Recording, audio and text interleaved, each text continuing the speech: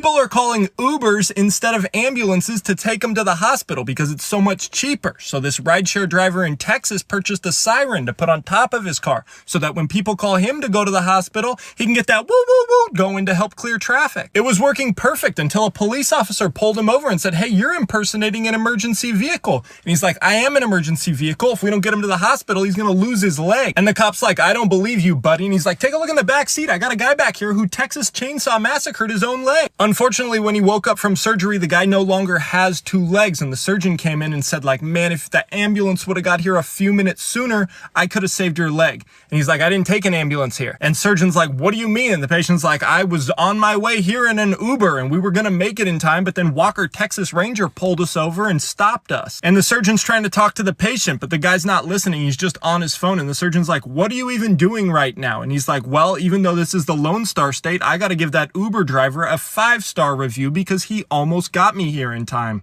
So I just got my bill for my emergency DNC, and it was $25,000 because of the ER, the surgery, I don't even know how many other stuff, like the technicians, pharmacy, lab work. I was like, this is ridiculous. I'm so thankful for my insurance because they paid $24,000 of it, and then I had my other insurance pay $1,000 of it, which is amazing. So my husband just told me that I need to get a job so that I could go 50-50 with him on bills. I told him that I don't want to work because if not, I'm not going to get no more EBT or cash assistance. Why would I want to work and lose all my state benefits? That doesn't make sense to me. I get $1,200 in cash assistance and $3,700 in food stamps. You do the math. He's telling me that, we need to go 50-50 because he's tired of having to pay all the bills and I don't do anything around the house. So I told him, okay, you're lucky that you don't have to pay a dime for food because if not, then there would really be an issue. He wants to take away my cash assistance. And I told him, absolutely not. What am I going to stay with? He's like, at least help me with half of that money put towards the bills. And I told him, no, I'm not going to do that. That's my money so I could have fun and do what I want to do. I also lied to him and told him that I don't get no more child support because he wanted me to give him that money. And I told him no. I just told him that they dropped the case because the kid's children passed away. So this video is for anybody who don't understand why it's bogus as hell to continue to keep having kids while you on welfare. I'm going to explain why. So when you go and you apply on the website, it clearly calls you a needy family. And when you sign and you accept, you are saying, hey, I am a needy person and I am unable to take care of myself and my kids. Welfare benefits of temporary assistance for needy families. If you or your family are experiencing financial hardship, find out how you can get help with paying for food, housing, and more. You guys see temporary assistance for needy family. I am not talking about anybody that get welfares. I am simply just giving you advice to not have any more kids if you are struggling. Work on getting yourself together, then have more kids. Get off of welfare and then have more kids. This is strictly for people that just popping out babies and are not focusing on getting themselves together. Ladies, focus on getting yourself together, okay? President Trump has endorsed a House budget plan that would make sweeping cuts to Medicaid. Under the proposed budget bill, roughly $880 billion would be cut from Medicaid, and $230 billion would be cut from the Supplemental Nutrition Assistance Program known as food stamps.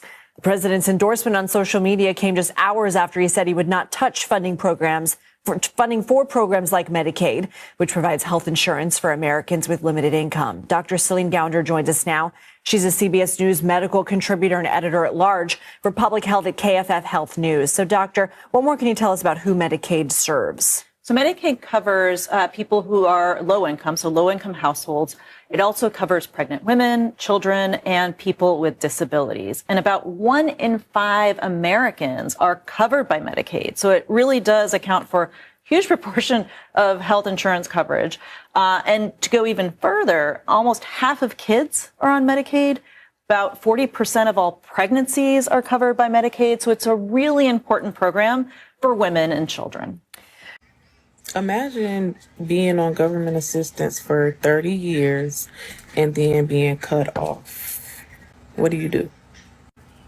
You didn't finish high school. You never went to college. You were never married, or either you were married and now you're divorced. You have no assets, you have no savings account, and you have no skills. You don't even know how to fill out a job application because you've never held a job before. If you one of the people that's waiting for the Section 8 list to open up so you can apply now, this is not for you. We already know you worked hard for everything that you have, never needed a handout, never needed government assistance or any of that stuff. And now that the inflation is up and times are hard, you ready to get your Section 8 voucher. Just keep scrolling. Now that they're gone, back to what I was saying. I talk about healing a lot on my page because we fail to realize that healing is so much more than healing from a traumatic experience, healing from abuse, or healing from addictions. Growing up in poverty, or, with a poverty background where welfare is the only option, eventually you have to heal that mindset where you only think survival. You only think scarcity. You hold on to everything because you've never had anything. When you do get money, you spend it all instead of saving or putting a little bit to the side or investing in something. You don't know how to budget because you've never had to budget. It may seem like it's too late to do anything with your life. It's too late to learn any new skills. It's too late to try to save now. I just want to tell you that that's not true. It's never too late to invest in yourself. You just have to start. And you have to start with healing from your traumas. It's not going to happen overnight. You definitely have to be intentional, and you're going to have to be disciplined. Stop procrastinating. Stop blaming everybody else. Stop having a pity party and put in the work. You can do it. Inhaler. $100. Yeah, you're pretty close. It's a bit more. 120. 250 to 350. For an inhaler? Yes. Man. So if you're poor, you're dead. 2 EpiPens. Okay. How much do you reckon they are? $80. 600. $40. I'm afraid not. More? More? $100. More. 150. More. 250. More. Shut the fridge. More. £300. $600. What? Why? That's a very good question. $600. Yeah.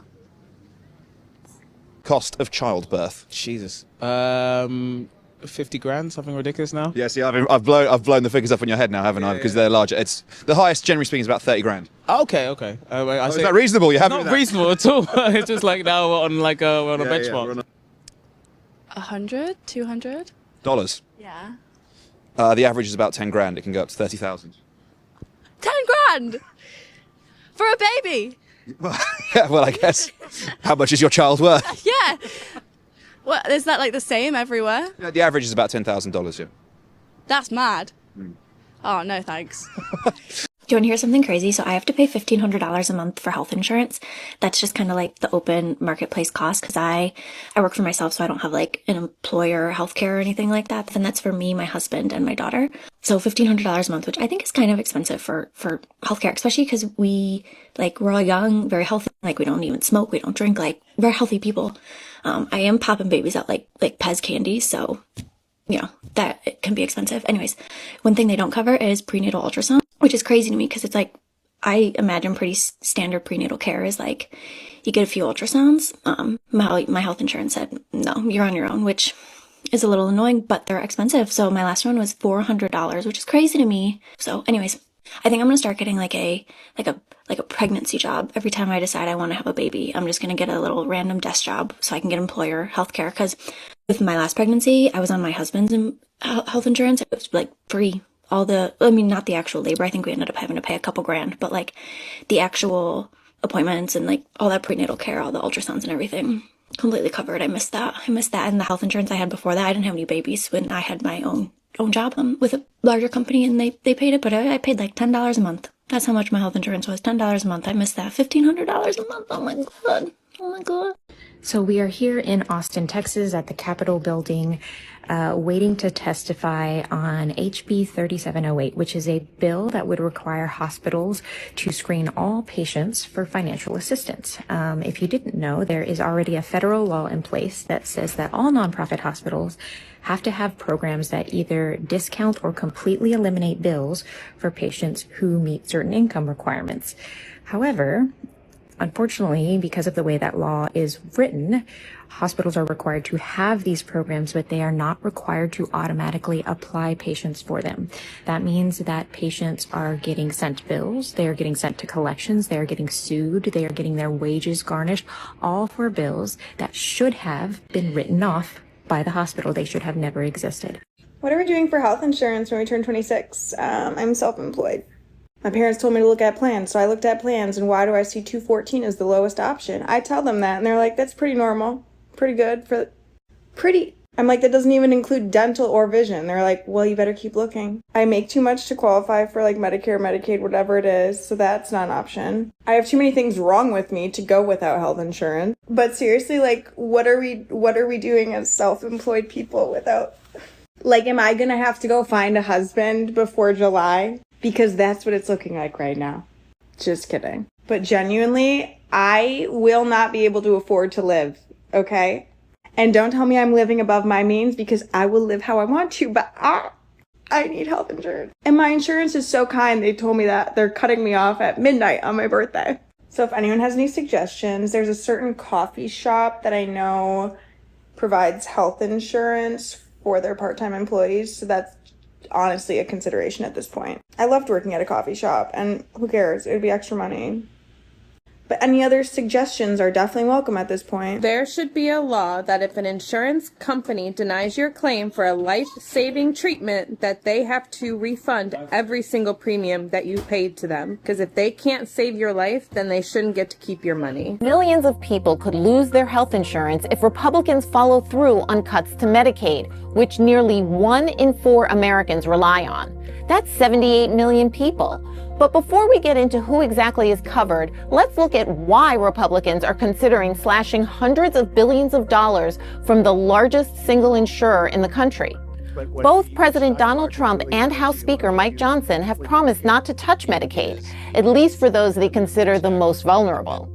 But without major cuts to the program, Republicans will have a tough time finding the savings to pay to extend the 2017 Trump tax cuts, which they have promised to do as part of their massive tax, energy, and national security package.